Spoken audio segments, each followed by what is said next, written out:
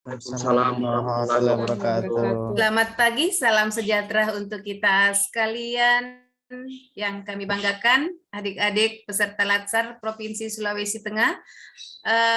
Angkatan 105, jadi kalau dilihat angkatan 105 ini, Latsar tahun ini banyak banget ya, 105, angkatan 105, kemudian dibagi satu kelompok 10 orang, waduh berarti banyak sekali ini generasi baru yang akan menggantikan kita, posisi kita nanti sebagai aparatur sipil negara ya. Baik adik-adik yang kami banggakan, sebagai umat yang beragama, mari kita bersama-sama memanjatkan puji syukur atas limpahan berkah anugerah pada pagi hari ini. Kita diberikan kesehatan, keapiatan, sehingga bisa bersama-sama di dalam room ini untuk melaksanakan kegiatan proses menghilangkan C yang Bapak Ibu sandang pada pagi hari ini. CPNS kita yang mau hilangkan hari ini adalah C-nya. Karena insya Allah kalau proses ini sudah terlewati, insya Allah PNS-nya sudah pasti melekat. Oke? Baik, adik-adik yang kami banggakan, tidak usah terlalu tegang seperti itu, santai saja, semile dong, semile, ya kan?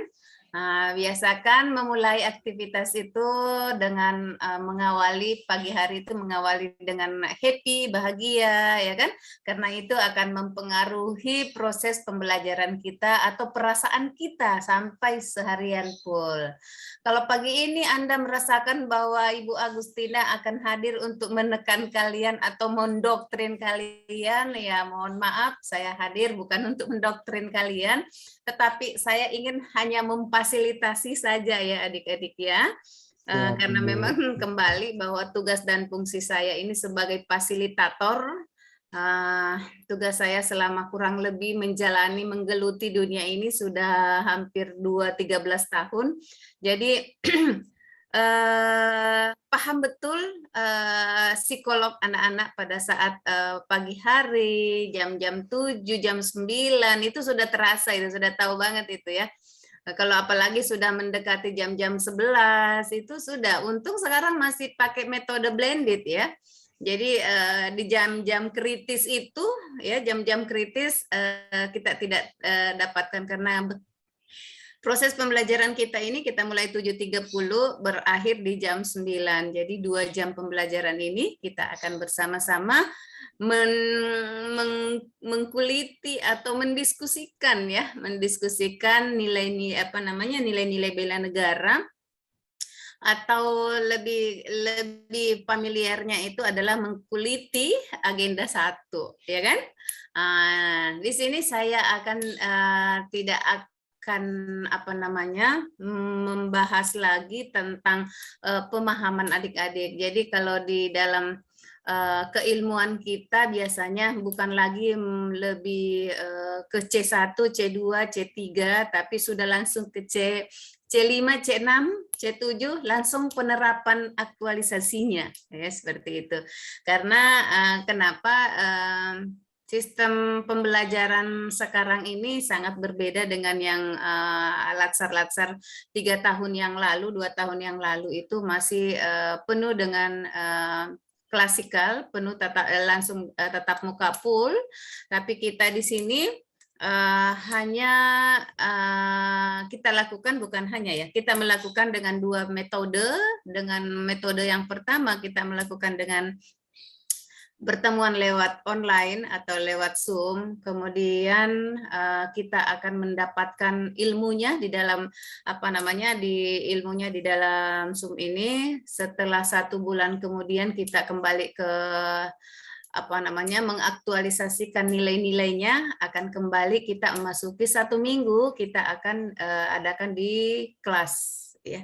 Nah, jadi kita ada nanti pertemuan klasikalnya. Dengan klasikal 1 minggu itu full membahas, bukan lagi membahas, menerapkan nilai-nilai menerapkan nilai-nilai agenda 1, agenda 2 dan agenda 3, ya kan? Karena kalau pembelajarannya sudah kita lakukan klasikalnya di di online-nya, kemudian bahkan kita sudah mengaktualisasikan. Nah, tinggal satu minggu nantinya itu mempertanggungjawabkan di hadapan penguji, di hadapan coach-nya, di hadapan fasilitator bahwa sesungguhnya apa yang sudah saya paparkan, apa yang sudah saya aktualisasikan, seperti ini kondisi realnya. Nah, seperti itu konsep sebenarnya kalau kita mau melihat bahwa metode pembelajaran kita itu metode pembelajaran sistem blended itu seperti itu, ya.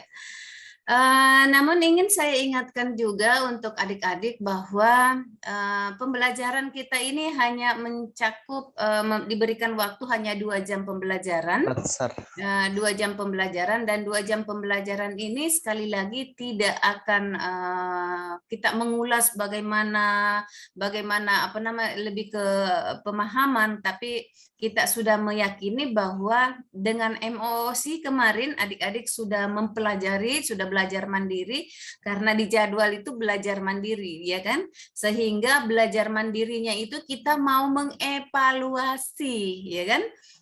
Mengevaluasi apa yang Anda dapatkan dalam bentuk nantinya ilmu yang Anda pelajari sendiri itu bagaimana menerapkan nantinya kalau Anda akan melaksanakan tugas Anda sebagai aparatur sipil negara. Saya tidak mengatakan CPNS, tapi saya hanya ingin mengatakan bahwa bagaimana nilai-nilai yang Anda dapatkan, nilai-nilai baik di agenda 1 ini, Anda ingin nantinya setelah menjadi PNS, Anda mau mengaktualisasikan seperti apa konsepnya. Oke? Itu pembuka untuk adik-adik. Sebelum kita lanjut, perkenalkan saya Agustina. Saya Widya Iswara BPSDM Provinsi Sulawesi Tengah, dan asli saya Solo, Sulawesi Selatan. Dan saya punya putra 1 dan putri 2, dan berdomisili di Jalan Dewi Sartika. Siapa tahu ada tetanggaan saya, boleh nantinya kita sharing, ya kan? Nomor handphone saya 0852 4129 5671. Oke, baik adik-adik. Itu tadi perkenalan dari saya, ya, perkenalan dari saya. Tidak adil, tidak care rasanya kalau hanya dirimu mengenal namaku dan saya tidak mengenal dirimu. Oke, saya mempersilahkan dulu Ibu Retno Handayani, silakan memperkenalkan nama, instansi asalnya, ya kan? Nah, itu sangat penting. Ada nggak yang jomblo di sini? Apakah perlu juga status? Siapa tahu sekalian ajang mencari jodoh ini kan? Silakan Bu Retno, silakan. Assalamualaikum warahmatullahi wabarakatuh. Waalaikumsalam warahmatullahi wabarakatuh. Perkenalkan, nama saya Sri Retno Handayani, biasanya dipanggil Retno, Bu, dari instansi Rumah Sakit Umum Daerah Madani. Oh, Madani. Sebagai apa, Dek? Perawat pelaksana, Bu. Perawat pelaksana. Oke. Tahun lalu banyak bimbingan saya di Madani. Oke.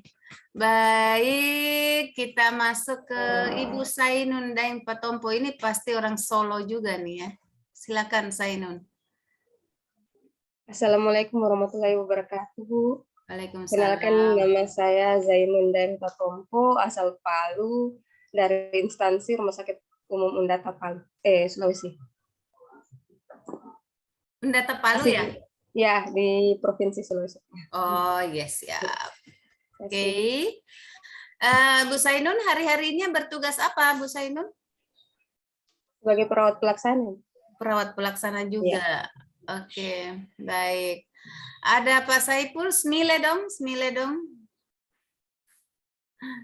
Smile dong, Saipul.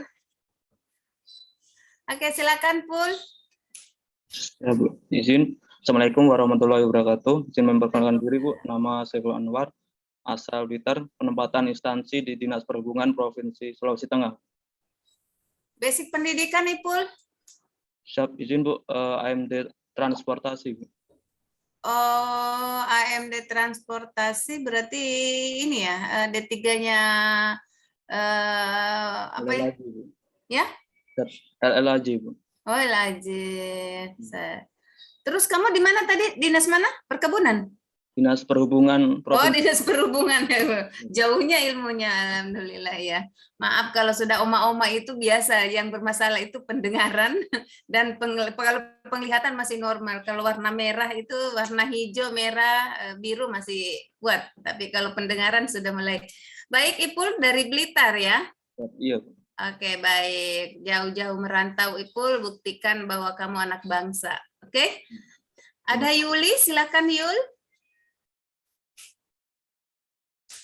Ya, Assalamualaikum warahmatullahi wabarakatuh. Perkenalkan, nama saya Yuli Kuspawati, asal dari Donggala, Banawa Selatan, asal instansi dari Rumah Sakit Undata Palu sebagai perawat. Sebagai perawat. Oke. Iya, makasih. Oke. Berarti tadi golongan 2 semua ini ya, Retno, Sainun? Bukan, golongan 3 ya, Retno? Golongan 2, Ibu. Golongan 2, Bu. Oke. Ibu juga, Kusuma juga. Oke. Ada Ibu Triana, silakan Bu Triana Kartika Sari.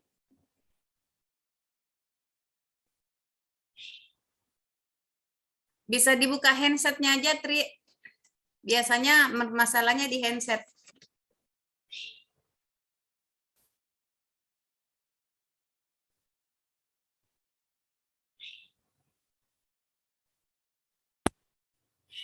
Ya. Nggak kedengaran, sayang.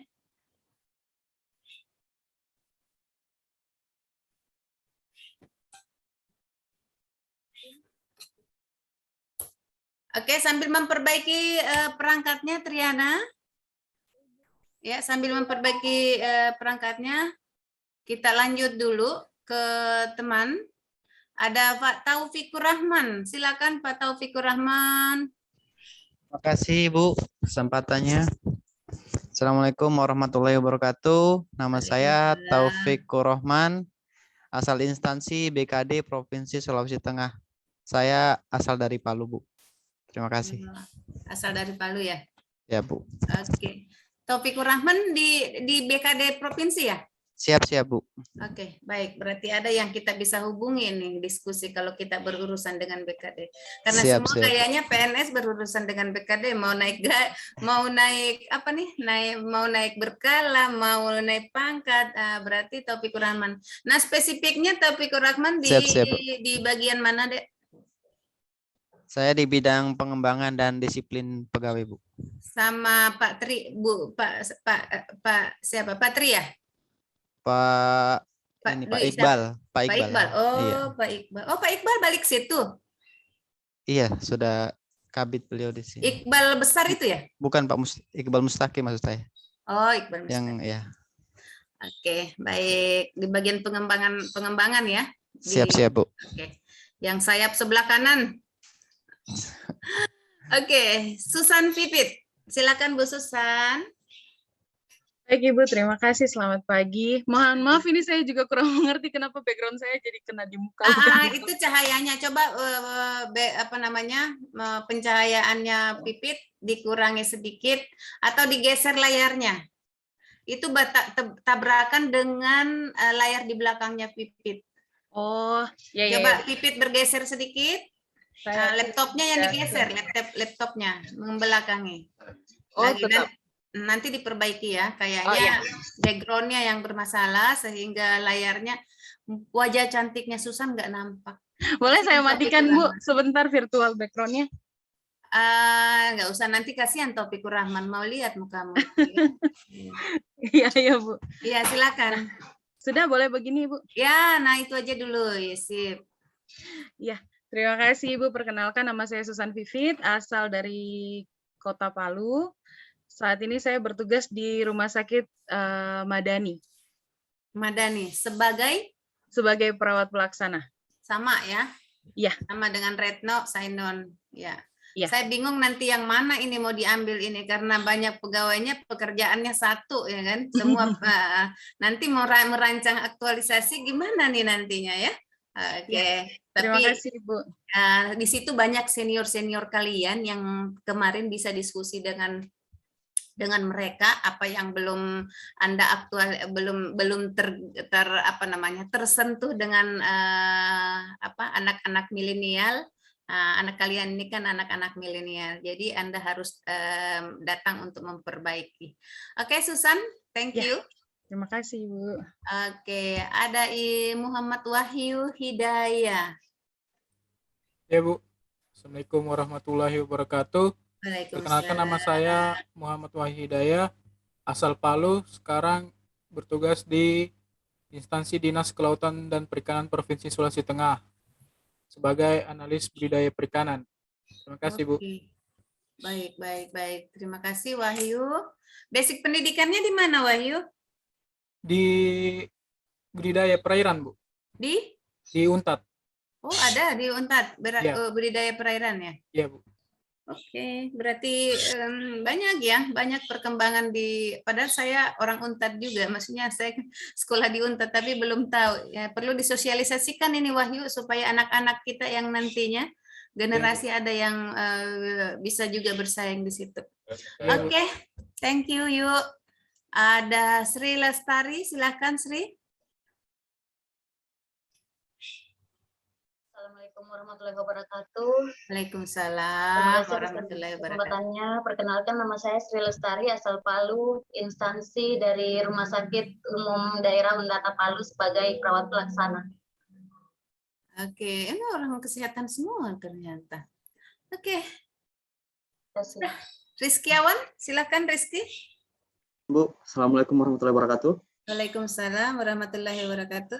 Terima kasih atas kesempatan yang diberikan kepada saya. Nama saya Rizkiawan, asal Palu, penempatan tugas Sekretariat Daerah Bu, Biro Organisasi, Jabatan Analis Jabatan. Oh, golongan 3 berarti nih ya?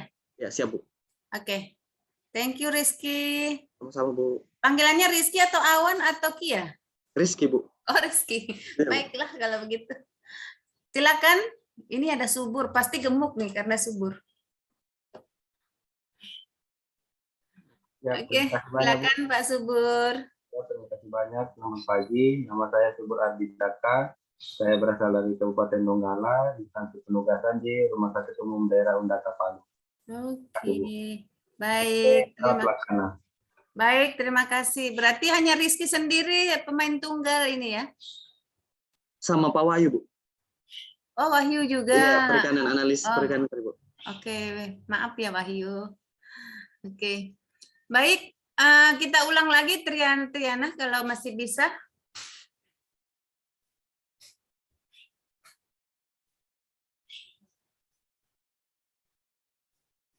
Masih bermasalah, Tri?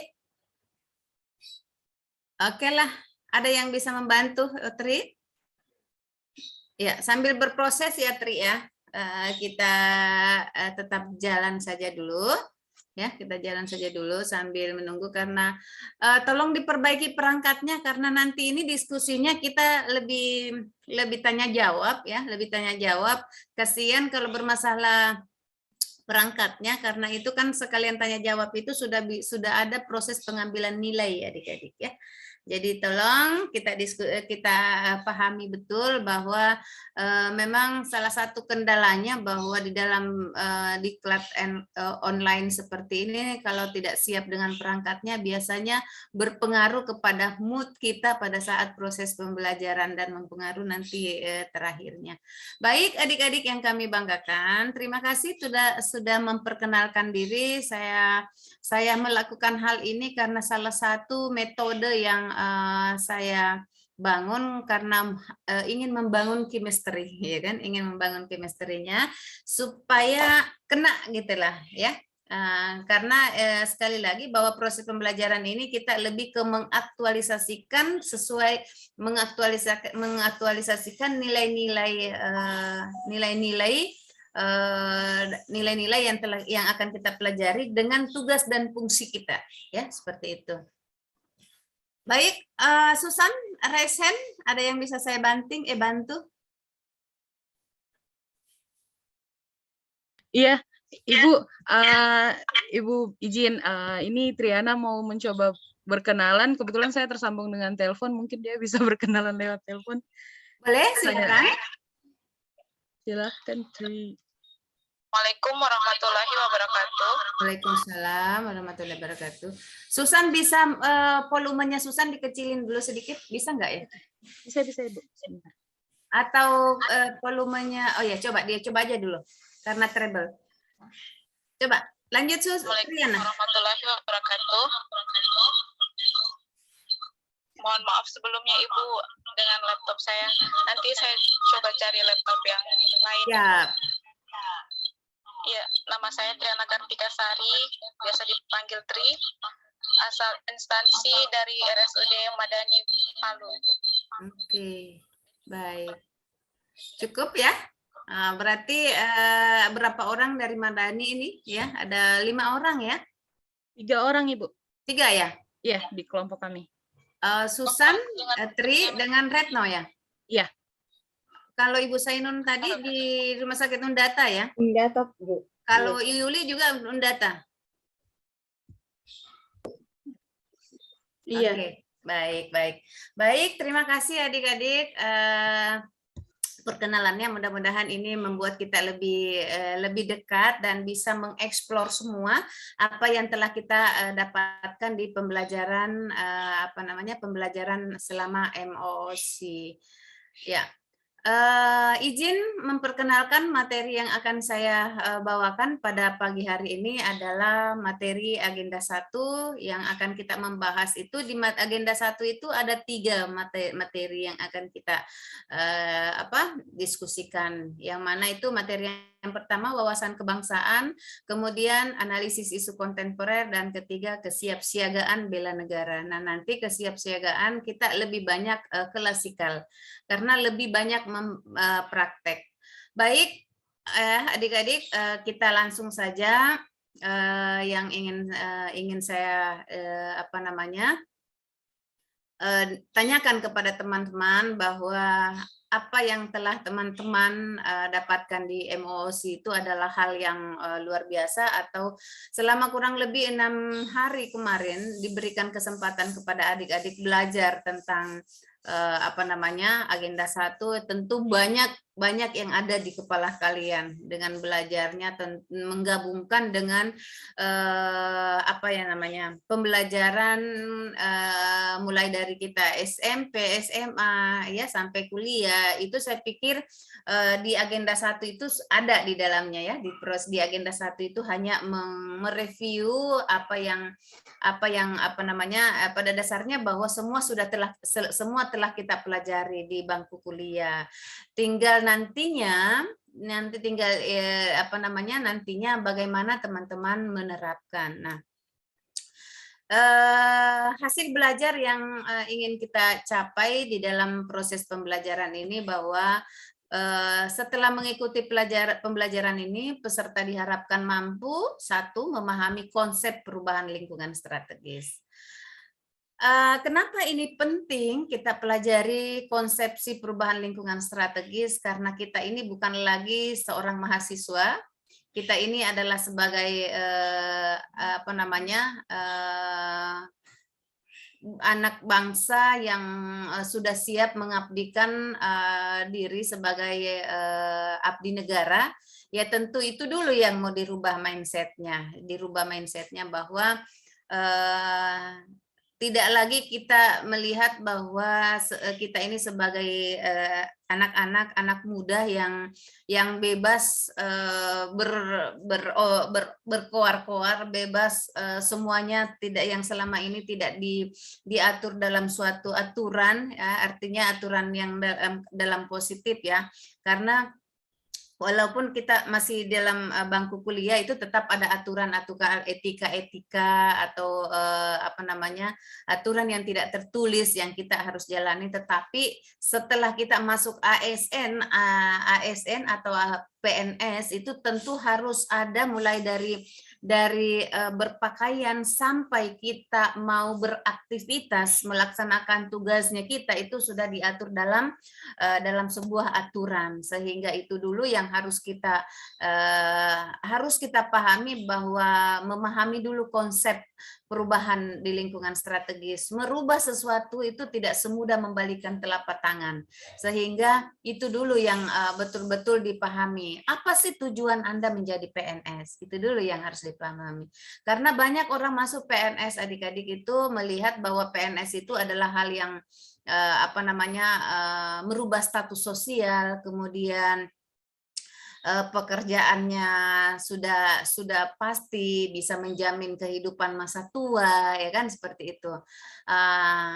Kalau saya sih melihatnya bahwa itu adalah efek daripada, dan itu sudah pasti bahwa itu akan kita lakukan. Tetapi yang harus kita pahami betul apa yang harus kita lakukan sebagai aparatur sipil negara, yang mana dalam hal ini mengambil bahagian kita sebagai warga negara dalam hal membela bangsa kita, mempertahankan bangsa kita, ya kan? Karena konotasinya bahwa kalau kita tidak terlibat langsung di dalam pembangunan bangsa kita, ya tentu kita tidak akan memberikan kontribusi positif, ya kan, kontribusi positif yang terhadap bangsa kita. Nah, sebagai aparatur sipil negara, teman-teman ini dituntut bahwa tidak lagi melihat proses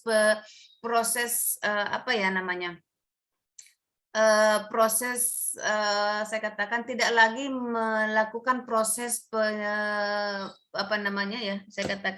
membangun bangsa kita ini, tidak lagi melawan penjajah, tidak lagi berjuang memakai bambu runcing, ya kan, tetapi dalam hal ini kita sebagai warga negara, sebagai ASN, melakukan perjuangan itu sesuai dengan tugas dan fungsi kita, ya. Sebagai perawat, apa fungsi Anda, ya kan? Sebagai petugas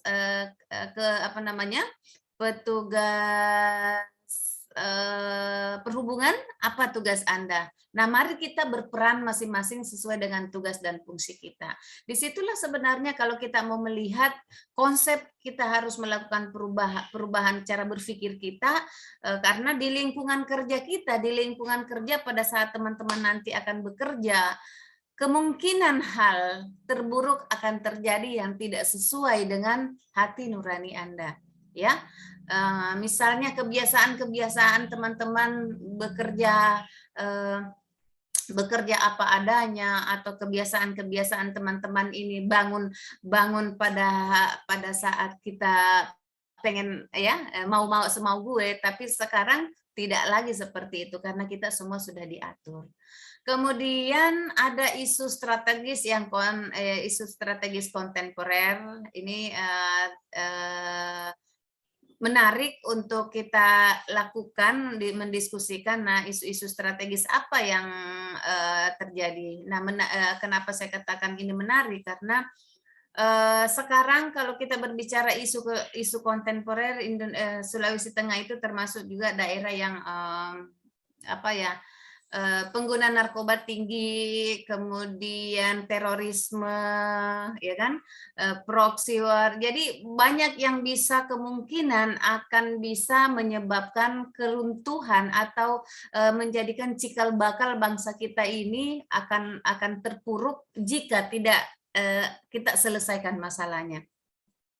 Persoalan sekarang ini kan kalau kita berbicara dengan teman-teman berbicara dengan narkoba itu bukan lagi pada kalangan-kalangan elit, ya, kalangan yang berdasi, kalangan yang bermobil, tetapi sekarang narkoba itu sudah masuk ke ranah-ranah orang-orang, anak-anak yang memakai baju hitam merah, memakai baju putih merah.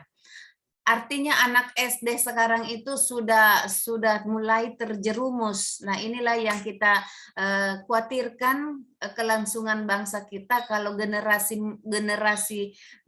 milenial kita ini akan sudah masuk ke ranah-ranah ke merusak mental anak itu, ya akan kekhawatiran kelangsungan daripada bangsa kita. Nah, yang ketiga yang harus kita diskusikan adalah teknik analisis isu dengan menggunakan berpikir kritis. Nanti teman-teman dari teknik analisis dari isu-isu yang kita temukan, kita mencoba menganalisis dan memperkenalkan dengan isu bagaimana memperkenalkan alat analisis APKL, USG, kemudian Fishbone, untuk menentukan bagaimana caranya nanti teman-teman bisa menentukan dari sekian isu ini kira-kira yang menjadi core isu yang mana, ya tentu kita harus memahami itu ya. Oke, baik adik-adik, itu hasil belajar yang ingin kita capai. Kenapa? Karena dengan memahami, mempergunakan teknik analisis isu ini, inilah yang teman-teman harus kuasai, karena untuk menentukan core isu yang Anda angkat sebagai rancangan aktualisasi nantinya harus mempergunakan alat ini. Oke, baik adik-adik yang kami banggakan, kita mencoba mendiskusikan kira-kira di dalam MOOC ini selama proses pembelajaran ini apa saja yang teman-teman bisa jelaskan kepada saya atau jelaskan kepada saya tentang wawasan kebangsaan dan nilai-nilai bela negara itu sendiri, ya. Saya mempersilahkan dulu Pak Rizkiawan bisa kita berbagi, bukan ini ya. Jadi hasil MOOC-nya seperti apa, khususnya pemahaman kita tentang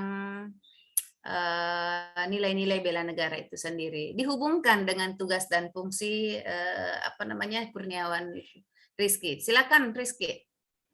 Ya Bu, terima kasih atas waktu yang diberikan kepada saya. Ya. Oke. Berdasarkan hasil belajar secara individu yang saya lakukan di MOOC kemarin, saya menganalisis dan mengambil kesimpulan bahwa wawasan kebangsaan merupakan cara pandang kita pribadi untuk mengenali diri dan jati diri kita dalam berbangsa dan bernegara. Di mana dalam proses penyelenggaraan berbangsa dan bernegara tersebut, kita mendahulukan persatuan dan kesatuan di atas kepentingan pribadi. Kemudian dalam bela negara merupakan sikap dan perilaku yang dijiwai oleh kecintaan terhadap negara dan bangsa. Contohnya dalam praktek kita sebagai ASN itu amanah dan bersikap jujur dalam setiap pekerjaan. Kemudian ada 4 konsensus dasar yang menjadi dasar dalam kita berbangsa dan bernegara. Yang pertama adalah Pancasila sebagai dasar negara kita. Yang kedua ada Undang-Undang Dasar Negara 1945 yang merupakan aturan tertinggi dalam bernegara. Yang ketiga ada Bhinneka Tunggal Ika yang melambangkan persatuan, walaupun kita berbeda-beda mampu memadukan, mengkorelasikan antara semuanya agar bisa menghasilkan sesuatu untuk bangsa dan negara. Yang keempat adalah NKRI sebagai bukti bahwa kita merupakan negara yang merdeka, berdaulat, dan mampu membuktikan kepada dunia bahwa kita mampu berdiri sendiri. Terima kasih, Bu. Oke, baik Rizkiawan. Saya tidak dari hasil Rizkiawan menjelaskan bahwa hasil pembelajarannya ini sudah saya bisa menarik sebuah kesimpulan bahwa Rizkiawan betul-betul memahami, membaca dan belajar mandiri itu telah dilakukan. Namun nanti mengaktualisasikan nilai-nilai bela negaranya nanti itu tinggal pertanggungjawabannya Rizkiawan, dirimu dan Tuhan, dirimu dan Allah ya. Baik Rizkiawan, kita mencoba sambil coba lagi teman-teman yang lain. Silakan Ibu Sri Retno dari kalau tadi lebih ke wawasan kebangsaan yang dibahas oleh Rizkiawan, bagaimana dengan lebih ke isu-isu kontemporer yang ada saat ini. Silakan Sri Retno memberikan penjelasan. Dan bagaimana mengaktualisasikan diri Anda sebagai ASN pada saat Anda memahami itu. Silakan, Dek. Ya, baik Bu, terima kasih untuk kesempatannya. Dari hasil yang saya pelajari tentang isu-isu kontemporer bela negara kan seperti yang Ibu bilang tadi tentang penggunaan narkoba atau terorisme, sebagai ASN kita mungkin bisa menerapkan sikap-sikap anti narkoba.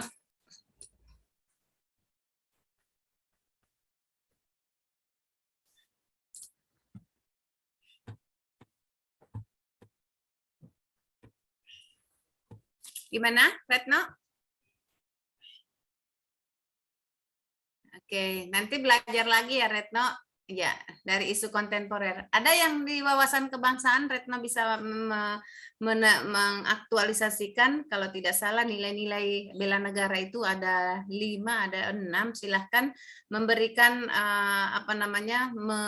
mengutarakan bagaimana Anda mengaktualisasikan nilai-nilai bela negara tersebut. Silahkan. Retno belajar nggak emosinya? Belajar sedikit, Bu. Oh, sedikit. Oke, baik. Kita coba dulu. Teman-teman, ada Pak Subur. Silakan, Pak Subur. Ya, Bu. Siap. Silakan. Untuk isu kontemporer, Bu. Yes. Baik. Terima kasih, Bu. Untuk isu kontemporer seperti yang sebagai kita sebagai ASN menyikapi, karena saya kebetulan di kesehatan, mungkin lebih ke pandemi, Bu ya. Di masa pandemi ini kita sebagai ASN mungkin lebih menjadi bisa memberikan gambaran atau bayangan atau edukasi ke masyarakat maupun pada keluarga pasien yang berkunjung ke rumah sakit, seperti Bu, dalam menggunakan masker, menjaga jarak, seperti itu, Bu. Khususnya kalau memang untuk pas pelayanan di rumah sakit, Bu. Begitu juga memang kalau kita pas di luar ruangan, maksudnya kita berada di lingkungan masyarakat, tidak di tempat kerja, mungkin kita bisa sebagai leader untuk promosi kesehatan yang lebih dalam isu yang ada saat ini.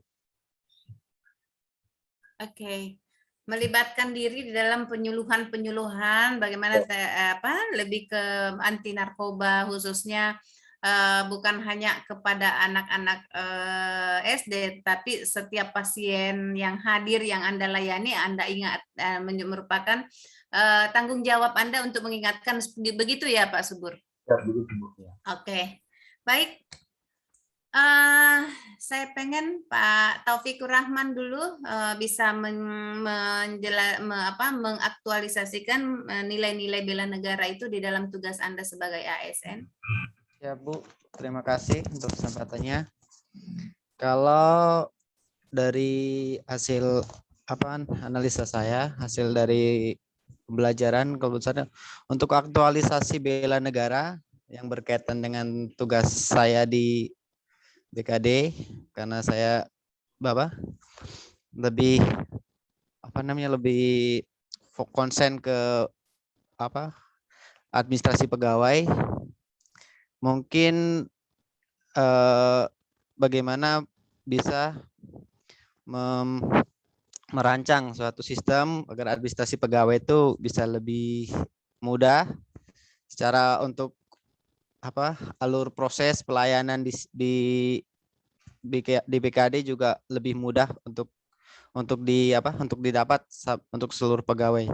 Barangkali itu Bu, kalau yang implementasinya. Oke, implementasinya. Nah, itu masuk ke nilai bela negara yang mana tuh Pak Taufikur Rahman? Kan nilai bela negara ada berapa tuh ya? Nah, kira-kira implementasinya yang Pak Taufik sampaikan itu masuk di nilai yang mana?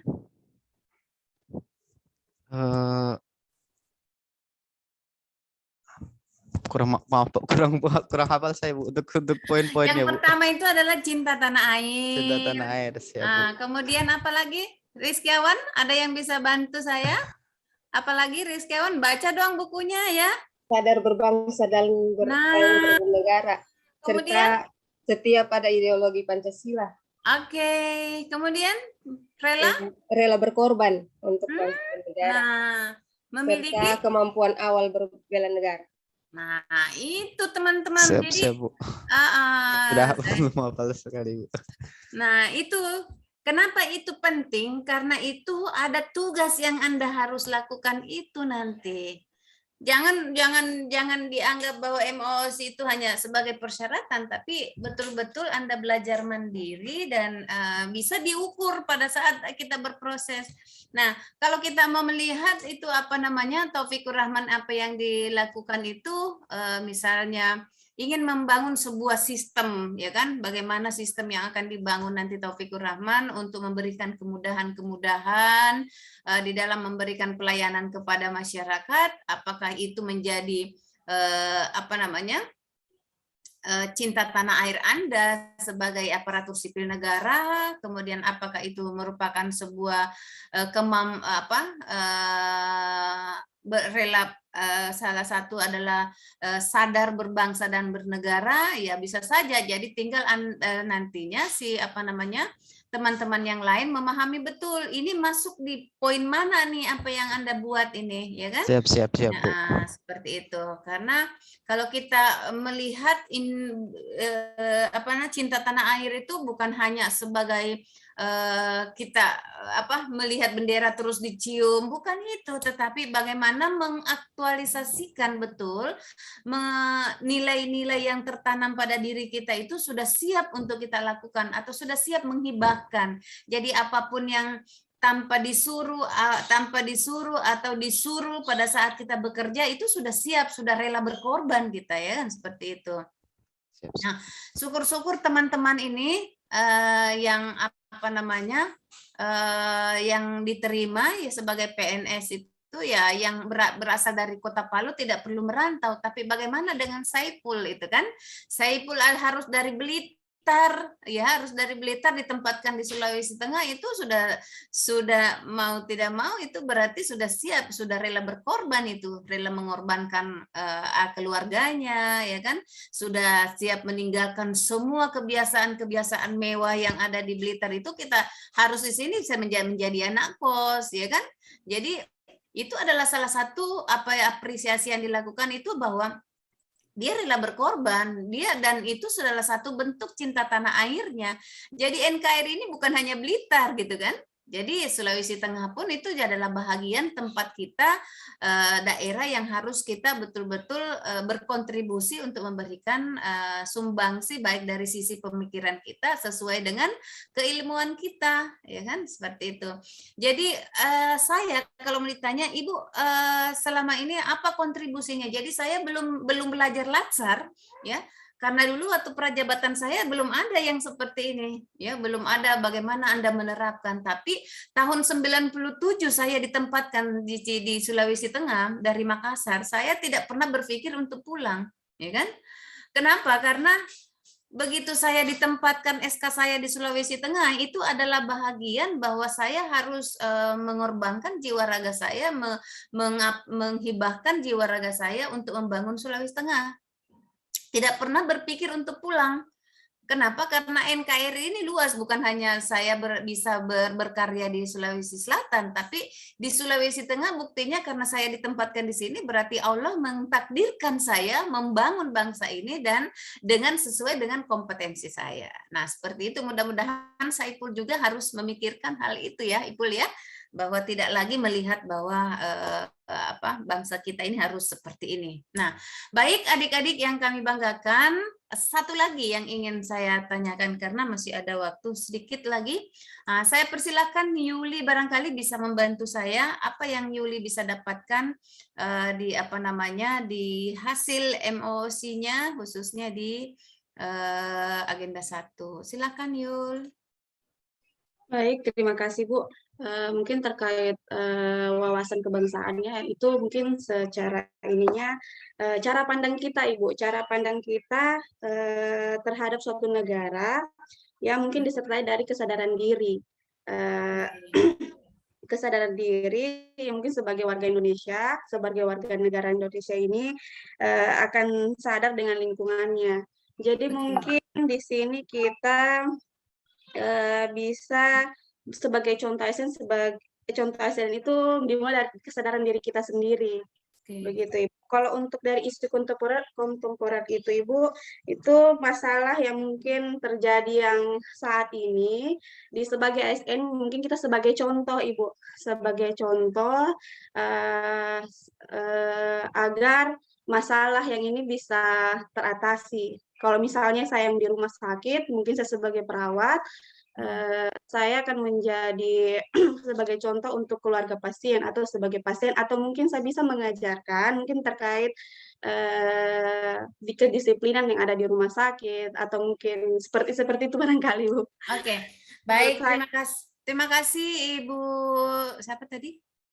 Yuli Ibu. Bu Yuli, terima kasih. Jadi pada dasarnya memang bahwa kita harus peka dengan kondisi yang terjadi, mana khususnya dia dalam perubahan lingkungan strategis. Karena sekarang ini kalau kita tidak memikirkan perubahan lingkungan strategis, ya perubahan ya tentu tadi itu dikatakan Yuli bahwa yang kita harus lakukan adalah merubah cara berpikir kita. Karena kenapa sekarang ini kita akan ketinggalan zaman kalau teman-teman tidak akan memahami konsep berpikir melakukan perubahan lingkungan strategis. Kenapa? Yang mendasar yang harus kita lakukan itu adalah merubah diri sendiri. Karena kenapa? Tantangan yang pertama untuk kita melakukan perubahan itu bukan lagi orang lain, ya kan? Bukan lagi masyarakat umum, tapi yang harus kita lakukan yang pertama itu adalah merubah diri sendiri. Kalau teman-teman sudah bisa mengalahkan ego sektoralnya yang ada pada diri Anda itu, insya Allah Anda sudah bisa memberikan kontribusi positif. Contoh misalnya, nah selama ini kita terbiasa bekerja tidak ada tujuan, tidak ada target khusus. Tapi setelah menjadi ASN, setelah mengikuti proses pembelajaran ini, dalam proses melaksanakan tugas itu harus ada target yang harus kita capai. Target itulah yang mensupport kita untuk menyelesaikan tugas itu. Karena kalau kita tidak memiliki target, berarti tidak ada yang mensupport kita untuk menyelesaikan hal tersebut. Nah, target inilah merubah cara berpikir yang biasa saja, yang tidak memiliki target tadi, kemudian kita rubah harus memiliki target, itu adalah perubahan secara individual. Ya kan? Jadi perubahan-perubahan itu yang harus kita tanamkan pada diri kita, sehingga itu menjadi karakter Yuli, menjadi karakter subur, bahwa di dalam bekerja itu harus ada capaian, ya kan? Seperti itu, ada yang harus kita lakukan. Makanya saya katakan tadi, yang harus kita kalahkan ini bukan lagi bukan lagi Belanda, bukan lagi penjajah, tapi yang harus kita kalahkan ini adalah diri sendiri dulu. Ego sektoral kita dulu.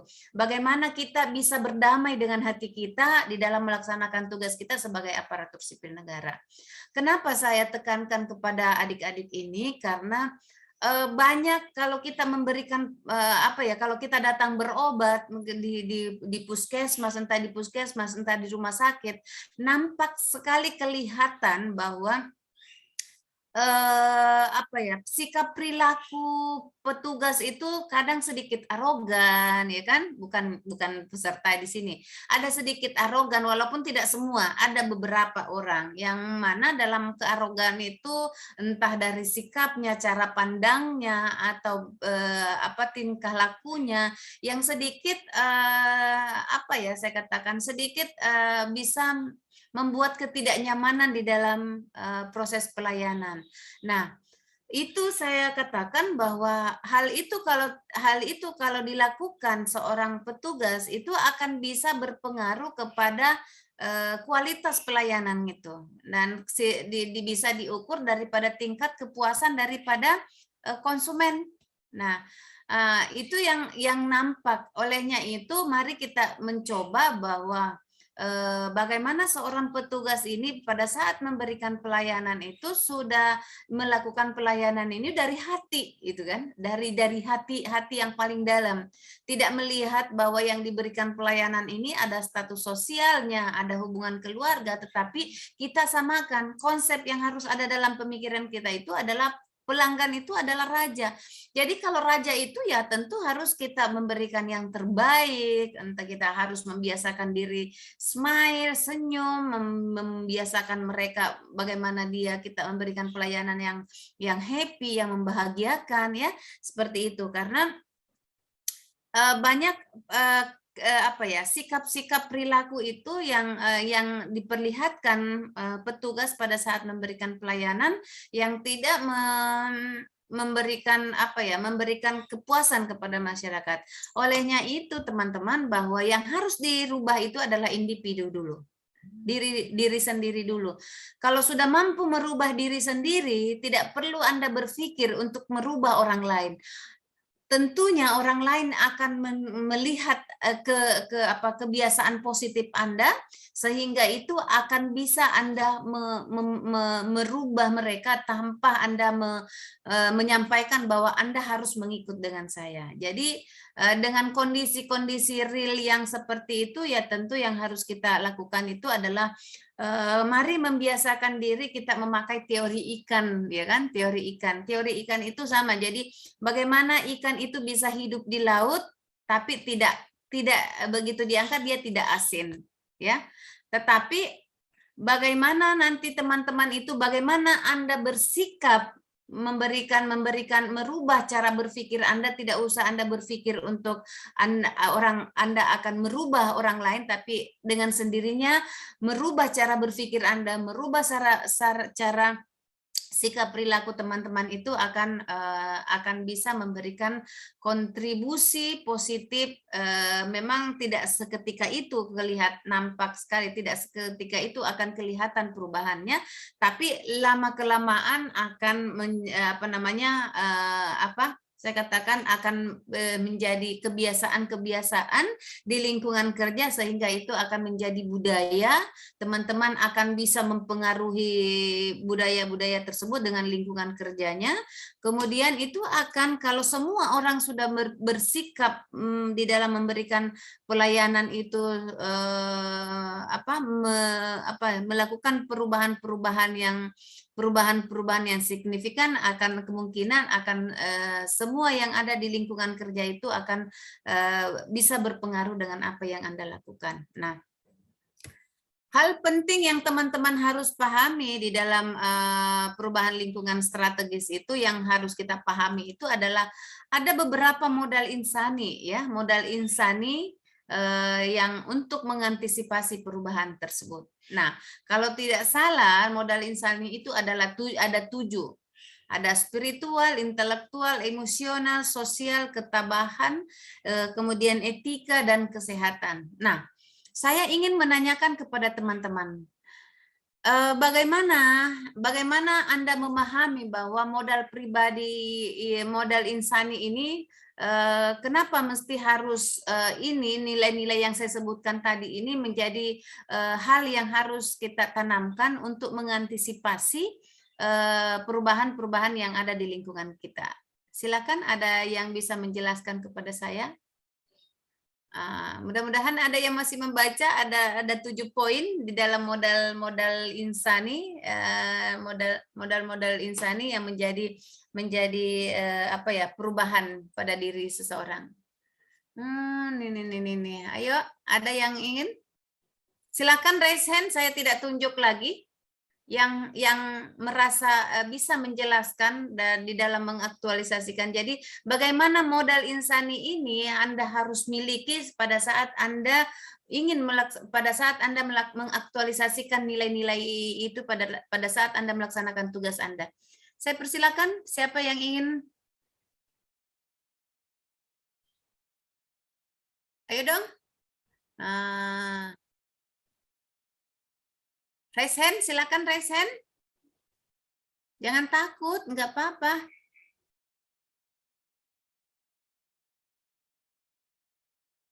Harus belajar lagi ya. Nah, jadi untuk agenda 1 ini saya maafkan. Nanti agenda 2 harus belajar betul-betul nilai-nilai berakhlak karena pematerinya sudah berbeda itu. Rizky, barangkali Rizky bisa menjelaskan bagaimana nilai-nilai modal insani ini sebagai modal untuk melaksanakan tugas kita sebagai aparatur sipil negara. Kalau tidak salah itu adalah ada beberapa tadi, ada modal spiritual, intelektual, emosional. Ya, silakan. Nantinya hanya Rizky yang saya kasih nilai nanti, ya kan? Izin Bu. Ya, terima kasih atas kesempatan yang kepada saya Bu. Terkait dengan nilai insani yang Ibu sebutkan tadi, berhubungan dengan fungsi ASN kita, yaitu pelaksanaan kebijakan, pelayanan publik dan perekat pemersatu bangsa, maka perlu adanya kita menjaga emosional kita terhadap atasan dan lingkungan kerja, kemudian spiritual, bagaimana kita menjalankan amanah ini, agar kita dalam bertindak dan bertugas selalu jujur terhadap diri sendiri maupun terhadap Tuhan.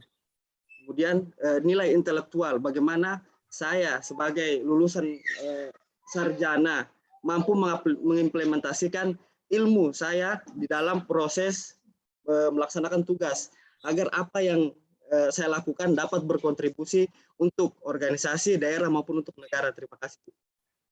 Ya, itu ya.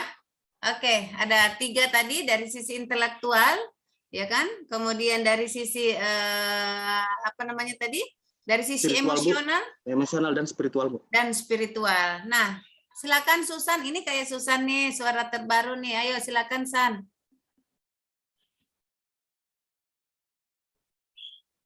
Ya, baik. Terima kasih Ibu. Saya mau mencoba menjawab, khususnya bagaimana kita mengimplementasikan modal kesiapsiagaan insani kita, apalagi untuk kami yang di bagian pelayanan langsung kepada pasien. Mungkin dengan cara terkadang ketika kita sudah melayani pasien, kemudian sudah lelah dengan banyaknya tugas, kadang beberapa contoh yang kita punya di sebelumnya mungkin jadi lebih, dalam tanda kutip, lebih galak atau lebih seperti yang tadi Ibu berikan contoh di yang bukan sama yang pernah Ibu alami. Saya juga sering mengalami itu ketika ada keluarga yang sakit, senior mungkin jadi kurang senyum, kurang seperti apa. Nah, itu adalah menurut pembelajaran ini yang bisa saya ambil, bagaimana caranya kita bisa menguasai diri kita sendiri, seperti tadi Ibu bilang untuk bela negara, yaitu merubah dari diri kita sendiri. Bagaimana nanti kemampuan kita, kecerdasan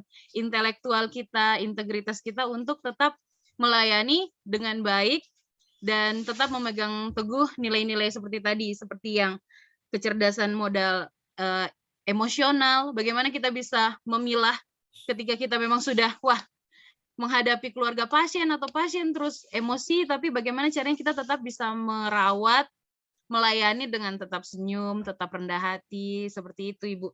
Juga intelektual, bagaimana yang sudah kita pelajari di sekolah dulu, dan kita pelajari di Latsar saat ini, bisa kita implementasikan tanpa terlalu, ada beberapa contoh yang saya dapatkan, mungkin lebih, oh saya ini loh, saya lulusan ini, saya sudah tingkat ini, saya sudah nurse, saya sudah apa, jadi saya, Anda harus menghargai saya, seperti itu. Tapi bagaimana kita, kembali lagi, kita adalah pelayan, jadi ya, seperti tadi Ibu bilang, yang kita layani adalah raja, jadi ya itu, kembali bagaimana caranya kita memanage supaya kita jadi lebih rendah hati. Begitu Ibu yang menurut yang saya tangkap. Baik, Susan tadi sudah menyampaikan, sudah masuk ke apa namanya modal pribadi yang mengantisipasi perubahan itu adalah bagaimana lingkungan sosial. Jadi karena di dalam melaksanakan tugas kita itu bukan kita sendiri, ya kan? Ada orang lain yang di lingkungan kita, sehingga bagaimana membangun hubungan emosional yang bagus sehingga kita bisa bersosialisasi, memanusiakan manusia yang ada di lingkungan. Jangan melihat bahwa kita ini adalah misalnya lebih tinggi pendidikannya atau lebih ke tadi sudah dikata saya ini nurse, kamu kan masih ini, ya kan? Tidak lagi melihat seperti itu, tetapi bagaimana membangun hubungan emosional itu tadi. Hubungan emosional itu bukan hanya menangis, senyum, itu tidak, tetapi bagaimana antara keharmonisan itu yang dibangun sehingga tidak akan kita bisa menjaga perasaan orang lain, jangan sampai muncul ketersinggungan, ya kan? Jangan sampai ada yang kalimat-kalimat yang kita keluarkan itu bisa bisa merusak suasana lingkungan kita, proses, sehingga saya katakan bahwa itu perlu kita bangun semua itu, karena kapan pada saat kita memberikan bertugas di dalam suatu tempat, kemudian kita ada yang tidak nyaman di lingkungan sosial, di lingkungan kita, di lingkungan kerja kita, itu akan berpengaruh kepada kinerja kita, kan itu. Jadi pada dasarnya modal pribadi ini yang harus menjadi landasan seseorang di dalam melaksanakan tugasnya. Tadi teman-teman Rizky sudah mengatakan modal spiritual, Rizky dengan Susan tadi modal spiritual, modal intelektual, modal emosional, modal sosial. Nah, masih ada 3 modal lagi yang harus kita lihat menjadi suatu siklus yang mana yang 3 modal ini akan bisa, kalau ini semua yang kita lakukan, kita terapkan di dalam melaksanakan tugas kita aparatur sipil negara, itu insya Allah akan kita bisa memberikan kontribusi positif terhadap bangsa kita. Ada yang ingin memberikan penjelasan tentang masih ada 3 modal tadi, ada sisi kesehatan, modal kesehatan, modal etika atau moral, yang modal ketabahan. Silahkan, ada yang mau raise hand? Ada Ibu, ada Wahyu, silakan Wahyu. Ya Bu, baik Bu, makasih Bu atas kesempatannya. Yang saya ingin jelaskan ada dari 3 modal insani yang tadi dijelaskan. Yang pertama, modal ketabahan. Modal ketabahan itu menurut Paul G. Stoltz itu ada 3 tipe manusia. Yang pertama adalah quitter, yang kedua adalah camper, dan yang ketiga climber. Betul.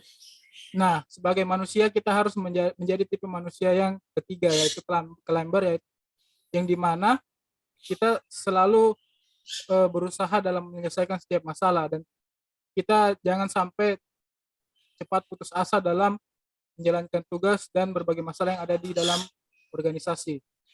Yang kedua adalah modal etika dan moral. Modal etika dan moral ini terdiri dari integritas, bertanggung jawab, kemudian penyayang dan pemaaf. Dan yang terakhir adalah modal kesehatan. Dari semua modal yang ada yang kita dapat, modal kesehatan ini adalah modal yang paling penting dari semuanya.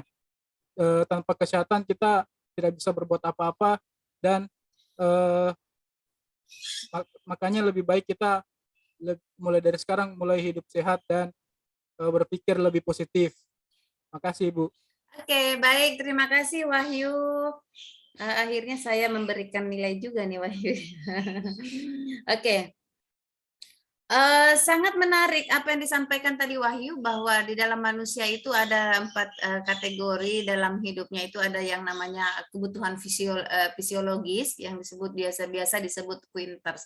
Jadi quinters ini adalah bagaimana seseorang itu terkadang manusia itu saya katakan tidak siap untuk menghadapi tantangan dan bisa lari dari masalah. Jadi jika misalnya ada masalah, tidak siap untuk melakukan menyelesaikannya. Jadi setiap ada masalah dia meninggalkan, dia lari.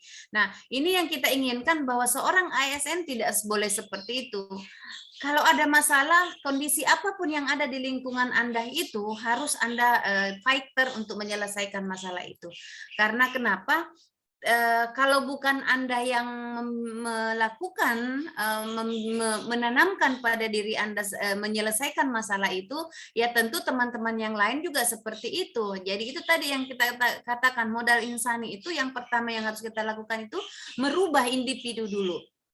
Ya, merubah diri sendiri dulu. Jadi sekarang sekarang apapun masalahnya, apapun yang kendala kita temukan di lapangan, kita harus hadapi. Kita tidak boleh mengatakan, oh itu bukan masalah saya, itu masalah orang lain, itu bukan itu urusan teman saya, tidak bisa. Tapi bagaimana kita bisa menghadapi dan menyelesaikan masalah itu biasanya modal yang ada pada diri manusia. Jadi karakter manusia itu ada yang di saat menghadapi masalah dia akan bisa meninggalkan dan bisa kemungkinan akan tidak siap dengan masalah-masalah yang akan tidak siap dengan menghadapi tantangan-tantangan yang akan dihadapinya. Nah, itu adalah modal Quinters atau disebut dengan kebutuhan fisiologis.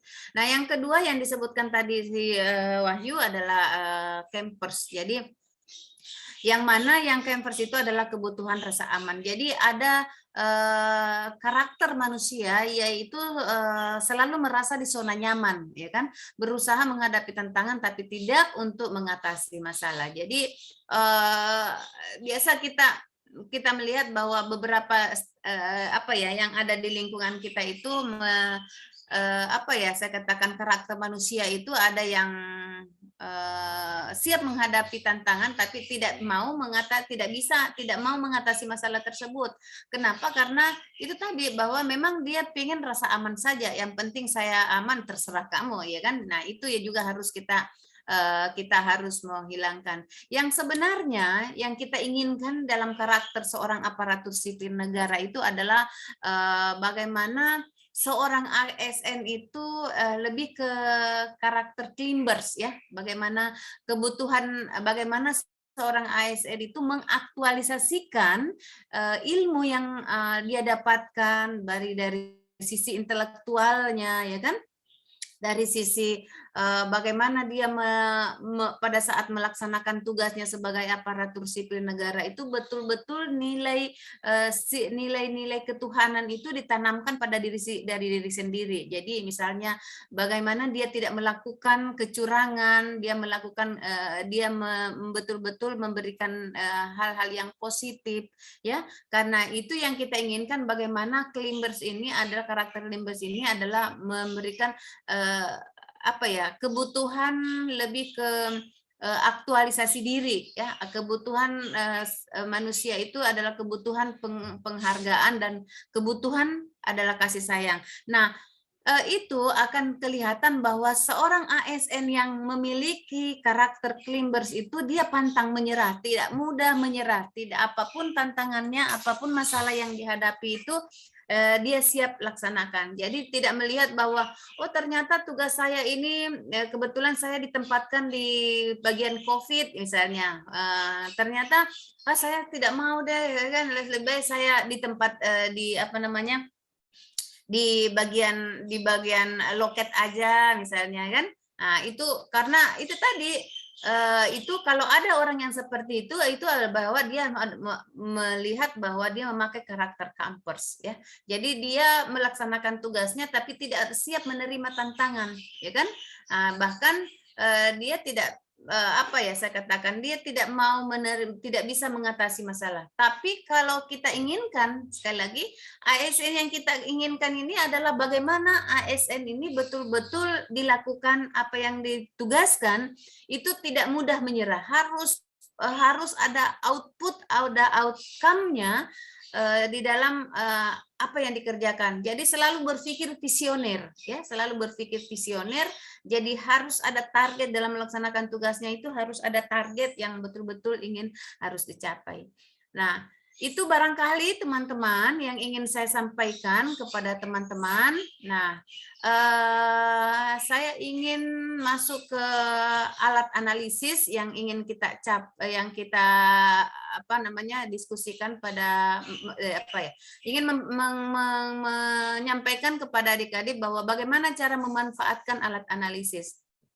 Nah, di modul juga sudah ada, kalau tidak salah di modul itu semua yang kita diskusikan ini ada di modul. Nanti teman-teman coba karena ada tugas dalam hal menganalisis, saya mencoba share sedikit tentang alat analisis yang akan kita pakai pada saat pada saat Anda menentukan menentukan core issue nantinya. Jadi contoh penggunaan alat analisis yang sudah mahir tidak apa-apa, karena saya yakin alat analisis ini kalau sudah belajar di bangku kuliah pasti tahu nih ya, apalagi sudah sudah melewati skripsi pasti sudah tahu alat analisis ini. Jadi alat analisis yang kita pakai ini adalah alat analisis yang mana kita sebut dengan APKL, aktual, problematik, khalayak, dan layak. Nah, bagaimana menentukan isu? Jadi isu scanning yang kita diskusikan, yang kita inginkan ini adalah bagaimana kita menentukan isu itu betul-betul isu yang betul-betul yang ada bisa kita dapatkan dari sumber informasi dari koran, bisa kita dapatkan surat kabar, bisa kita dapatkan dari jurnal. Jadi banyak isu-isu yang kita dapatkan atau masalah-masalah yang di lingkungan kerja kita itu menurut kita itu bermasalah, ya kan? Menurut berita itu bermasalah, menurut teman-teman itu bermasalah, menurut pimpinan itu bermasalah, ya kan? Kenapa dikatakan bermasalah? Karena antara harapan dan kenyataan tidak ketemu, ada masalah di dalamnya, ya kan? Sehingga itu dikatakan bahwa untuk men-scanning isu adalah kita lihat dari sumber informasi, isu dari media surat kabar. Kemudian penelusuran survei. Jadi inilah boleh kita dapatkan cara-cara mendapatkan isu itu bisa kita pakai dari ini. Untuk isu yang Anda angkat nanti tidak usah lihat dari koran apa, tapi hasil pemantauan teman-teman. Ya, boleh juga Anda dapatkan isu tersebut dari rekan kerja, ya kan? Dari rekan kerja atau selama kurang lebih ya teman-teman selama ini berapa bulan melaksanakan tugasnya, Anda bisa melihat bahwa di dalam pelaksanaan tugas saya ini kayaknya tidak efektif deh, baik dari sistem pelayanannya atau sistem perawatannya, kayaknya ada yang tidak ketemu, ya ilmu yang saya dapatkan selama ini kok tidak ketemu, harusnya begini, kenapa jadi begini. Nah, apakah itu boleh diangkat sebagai isu? Boleh, silahkan. Nah, silahkan teman-teman melihat bahwa menentukan isunya itu boleh alat analisis sendiri. Dan kemudian kemampuan menetapkan isu itu adalah peduli terhadap masalah dalam organisasi. Nah, ini yang disebutkan bahwa kenapa Anda katakan mengangkat sebuah masalah itu karena itu adalah bahagian tugas Anda, ya kan? Ada kepedulian sebagai aparatur sipil negara. Kenapa mengangkat sebagai narkoba ini sebagai salah satu isu yang Anda harus selesaikan karena adalah saya terpanggil sebagai sebagai anak bangsa. Misalnya saya sebagai anak bangsa melihat lingkungan di lingkungan saya itu melihat bahwa anak-anak ini sudah pengguna narkoba yang tingkat dewa itu kan. Nah, itu adalah bentuk kepedulian. Kemudian bisa juga kita melihat dari kemampuan menentukan isu itu bisa kita mempergunakan problem solving. Jadi kemampuan mengembangkan dan memilih alternatif dan mampu memetakan aktor terkait dan peran masing-masing. Jadi kita melihat bahwa kalau ini misalnya kalau saya lakukan ini, perbaikan ini akan berpengaruh ini, berpengaruh lingkungan ini, berpengaruh ini. Jadi dalam hal ini bisa kita lihat bahwa dengan mempergunakan problem solving. Kemudian kita bisa menganalisis, ya artinya kita bisa melihat mengkaitkan dengan substansi antara yang satu, bagaimana dampaknya, bagaimana manfaatnya, kalau ini yang kita lakukan, kemudian bagaimana tahapan-tahapannya. Ini yang harus kita betul-betul harus memahami, teman-teman. Materi ini bisa Anda dapatkan di LMS ya, di LMS.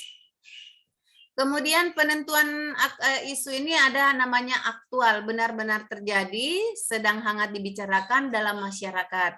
Jadi penentuan isunya itu aktual, benar-benar terjadi dan sedang hangat dibicarakan. Nah, benar-benar terjadi ini data isu yang kita angkat itu harus berbasis data, ya kan? Datanya itu kenapa Anda katakan benar-benar terjadi? Mana buktinya? Nah, itu yang kita bisa katakan data. Data itu tidak mesti harus katakan harus ada angka, misalnya dari sekian-sekian, tidak, tapi data yang kita maksud ini boleh Anda dari hasil pengamatan teman-teman bahwa memang sistem, anggaplah seperti ini, sistem pelayanan misalnya di Rumah Sakit Undata khususnya di bagian loket itu sering terjadi sering terjadi keluhan masyarakat, lambatnya sistem pelayanan di situ, ya kan? Nah, itu adalah betul-betul itu hasil pengamatan kita setelah kita mengamati. Oh, ternyata memang seperti itu hasil pengamatan kita ya. Oh, ternyata memang petugasnya ini harusnya 7.30 sudah memberikan pelayanan, tapi datangnya jam 8, jam 9, ya kan? Kemudian begitu datang, dia lebih banyak ngobrol, tidak memberikan pelayanan kepada masyarakat, lebih banyak main handphone. Nah, kemudian itu aktual karena nyata kita lihat. Nah, itu boleh dijadikan sebagai data, boleh, ya kan? Kemudian problematik, isu yang memiliki dimensi masalah kompleks sehingga perlu dicarikan segera solusinya. Kenapa dijadikan problematik? Karena kenapa? Dengan lambatnya sistem pelayanan yang ada di loket itu akan berakibat kepada tingkat kepuasan masyarakat. Nantinya akan menjadi dengan ketidakpuasan masyarakat, dia bisa mengeksplor, memberitakan berita bahwa pelayanan di puskesmas ini akan tidak maksimal, lebih banyak ininya.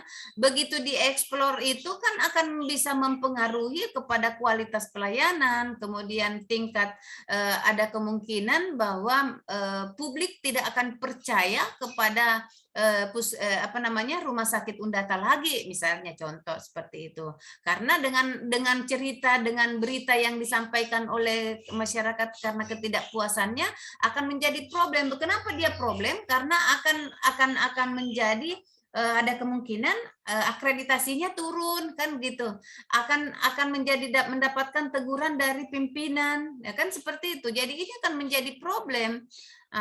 Kemudian kehalayakan, jadi kalau kita bicara kehalayakan adalah isu yang menyangkut hidup orang banyak. Nah, kenapa kalau kita lihat bahwa salah satu lambatnya pelayanan di di loket Rumah Sakit Undasa itu akan menjadi kalau misalnya selama ini seharusnya kita memberikan pelayanan itu 5 menit sesuai dengan SOP.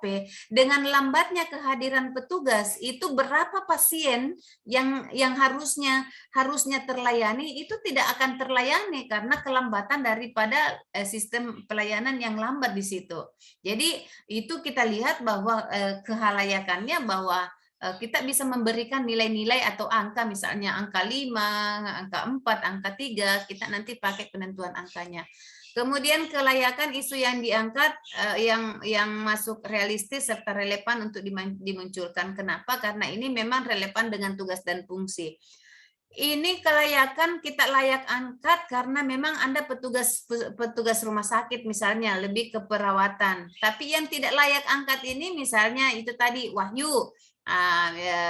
Wahyu tadi kan di perkebunan, ya. Wahyu tidak layak angkat itu isu dari lambatnya pelayanan di Rumah Sakit Undata di bagian loket karena Wahyu tidak relevan dengan kerjanya.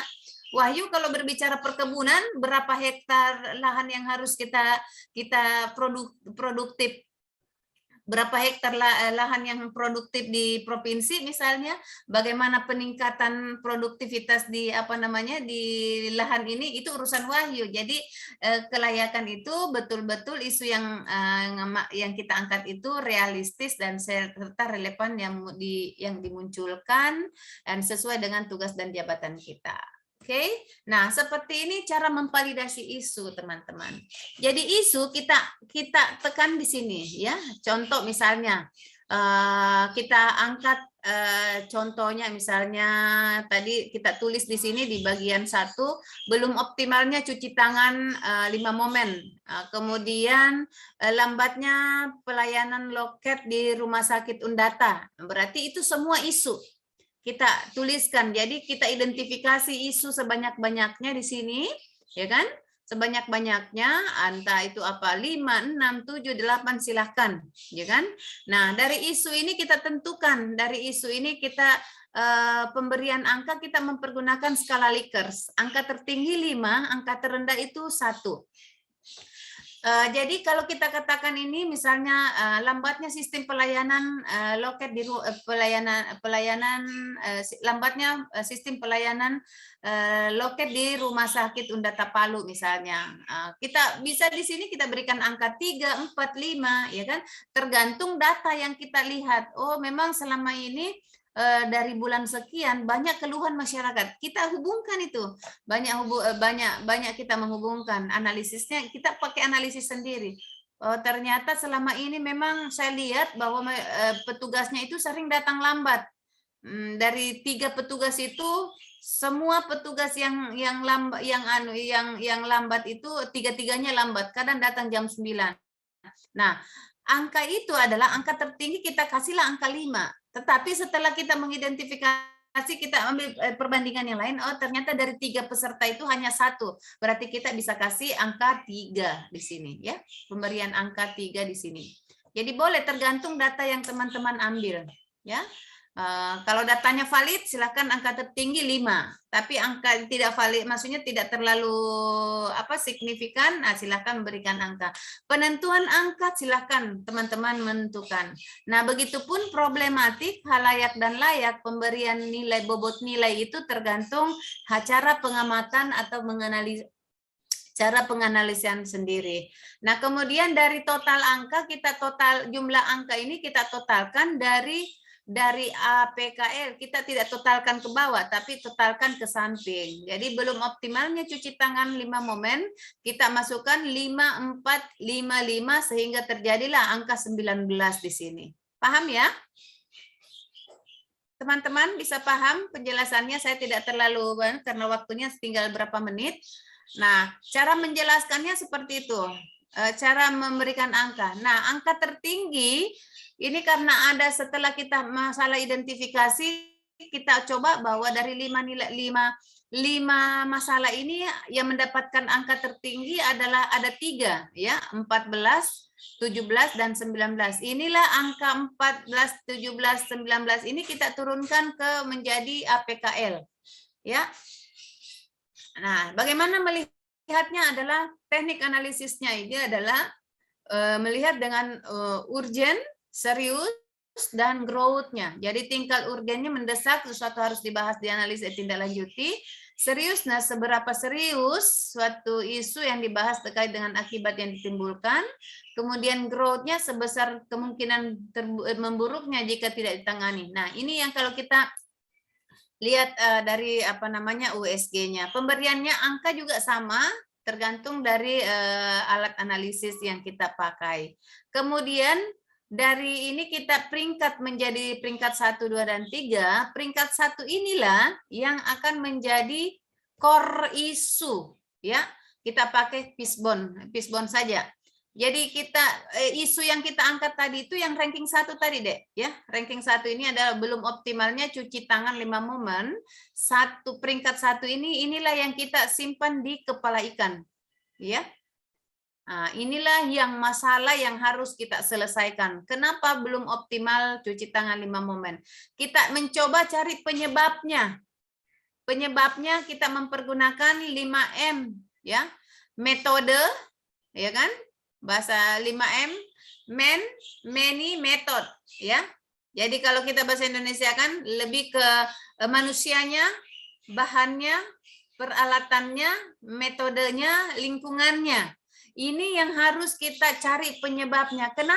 Kenapa selama ini metode yang kita pakai kenapa belum optimal cuci tangan selama ini, atau begini? Kenapa lambat pelayanan di kenapa lambat pelayanan di loket Rumah Sakit Undata? Itu pertanyaan yang harus selalu ada di kepala. Dari sisi metodenya selama ini, menunggu nanti ada petugasnya baru datang. Berarti kita lihat bahwa, metode ini kita tulis di sini, menunggu petugasnya datang, ya kan? penulisan pendaftaran secara manual. Ini adalah kita tulis di tulang-tulang halus ini yang ada panah-panah merah. Teman-teman tinggal tulis penyebab-penyebabnya di sini. Ya kan? Metodenya itu. Kemudian dari peralatan, oh selama ini dia memakai pencatatan, ya pencatatan dia catat, apa namanya, kemudian masih memakai kartu apalah ya, intinya teman-teman yang tahu. Kemudian dari bahan yang kita pakai, misalnya kenapa bahannya. Nah, kemudian bagaimana sistem manusianya pada saat memberikan pelayanan selama ini? Bagaimana lingkungannya? Jadi itu yang kita harus cari penyebab-penyebabnya. Yang kalau penyebabnya ini sudah kita temukan, otomatis dengan sendirinya akan terjadi optimalnya sistem pelayanan cuci tangan di 5 momen di rumah sakit ini bla bla bla. Nah, seperti itu teman-teman, ada yang ingin ditanyakan? Ini ada cara langkah-langkahnya, nanti teman-teman bisa ambil di modul juga ada ya. Silakan memanfaatkan karena ada tugas yang harus Anda selesaikan. Tugas individu hari pertama membuat ringkasan materi 3 modul. Agenda 1 buat dalam bentuk PDF. Kemudian waktu upload tugas pukul 00 per hari pertama, ya kan? Nah, berarti besok harus ini. Jadi buat ringkasan modulnya. Kemudian hari kedua membuat learning journal atau rekaman suara. Rekaman suara dikirim di LMS pukul 00 hari kedua. Kemudian tugas ketiga analisis isu instansi. Jadi identifikasi dan deskripsikanlah satu isu aktual yang terjadi di instansi Anda disertai dengan data dan fakta yang ada. Jelaskan dampak yang akan terjadi jika isu tersebut tidak segera diselesaikan. Tentukan penyebab-penyebab. Ini tentu kalau yang poin ketiga ini pakai alat analisis fishbone ya. Nah, buatkan rekomendasi penyelesaian terhadap isu tersebut tidak segera diselesaikan. Gunakan teknik analisis isu yang dikuasai. Anda boleh memakai alat analisis APKL, USG, kemudian hasil analisis tersebut dibuat dalam tulisan paling banyak 5 lembar, kertas A4 berukuran spasi 1,5. Bentuk dalam bentuk file PDF. Waktu pembuatan, jadi waktu pembuatan ini bisa di hari ketiga dan uploadnya di hari ketiga ya. Waktu paparan, nanti waktu paparan hari pertemuan berikutnya Anda paparkan semua. Jadi semua peserta 10-10-nya, ini 10 apa 11 ya, memaparkan nanti tugas individu yang ketiga ini. Kemudian tugas kelompok ini bisa dibagi, nanti saya sudah bagi 2. Jadi setiap peserta mencari 1 buah video yang menggambarkan tentang Indonesia, kemudian sunting video dari masing-masing peserta untuk digabungkan dalam video peserta lainnya sehingga menjadi 1 video yang utuh dan menggambarkan tentang Indonesia. Pada bagian akhir video tersebut, tambahkan tayangan pernyataan setiap peserta tentang Indonesia dengan kalimat menginspirasi dan berbeda satu sama lainnya. Pastikan dalam video yang kelompok Anda buat mencantumkan sumber video yang digunakan. Durasi video maksimal 5 menit. Bentuk file MP4, waktu pembuatannya itu tadi hari pertama dan hari ketiga, itu jadi tiga hari itu silahkan sambil mengerjakan tugas individu. Nah, kemudian kriteria penilaian keterkaitan dengan substansi wawasan kebangsaan, kerjasama kelompok ini konsumsi Widya Iswara nih ya, estetika video, kemudian ini. Ya baik adik-adik, ada yang ingin ditanyakan dengan tugas ini? Silakan. Oke, silakan Susan. Ibu, terima kasih. Ibu, ini kan tadi tugas dan materinya bisa kami download di LSM. Tapi untuk LMS. Ya, LMS, astaga. LMS, maaf Ibu. Itu tapi untuk kelompok 3, golongan 2, aplikasi kami masih error Ibu. Jadi bagaimana cara kalau misalnya kami mau mengumpulkannya? Kalau sampai nanti malam aplikasinya belum diperbaiki. Kan nanti kelompok nanti saya tanya dulu penyelenggaranya ya. Ya. Tapi buat aja dulu, kalau sudah dibuat nanti dijapri saya saja atau kirim ke email saya, ya kan? Nomorku tadi kan sudah saya kasih kan? Baik. Terima kasih Ibu. Nanti kalau misalnya itu sambil berproses ya, karena tadi malam masih golongan 2, golongan 3 karena harus dibagi nih ya. Nah, tadi malam masih anak-anak katakan bahwa baru yang terbuka ini baru golongan 2, golongan 3-nya belum. Nah, tapi kan golongan 3 di sini hanya 2, Wahyu dengan Rizky ya. Jadi nanti kita menyesuaikan. Nah, nanti dilihatlah ya. Oke, masih ada?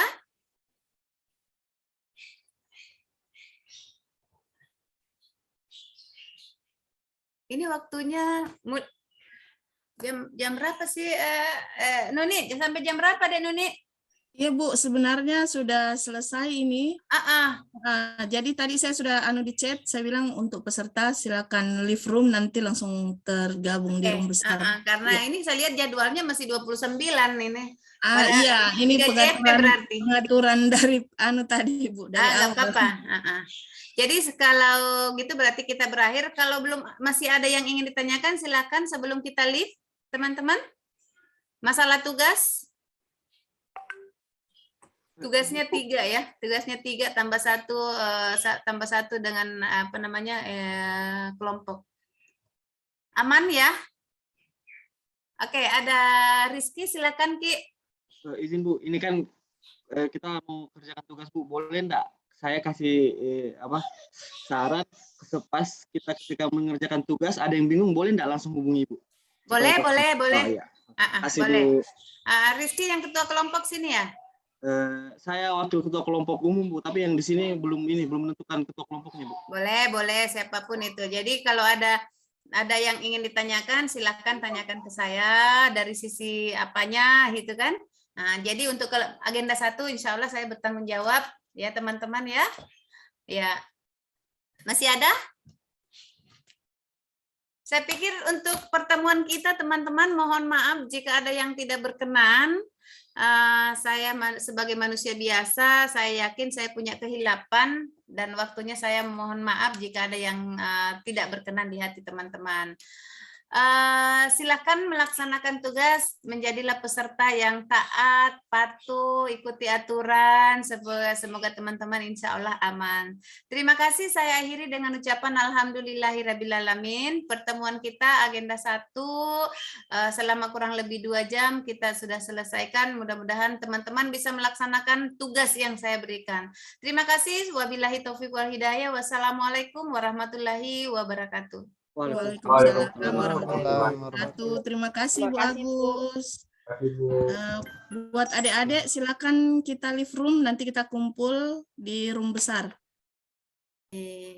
Mohon izin Bu Nuni. Ya Bu, silakan Bu. Ya sayang. Assalamualaikum semuanya. Assalamualaikum warahmatullahi wabarakatuh. Ayo adik-adik kita leave room. Bu, mau tanya Bu. Ya. Untuk recordingnya ini sudah Ya, silakan di stop. Silakan di stop. Ya, Bu.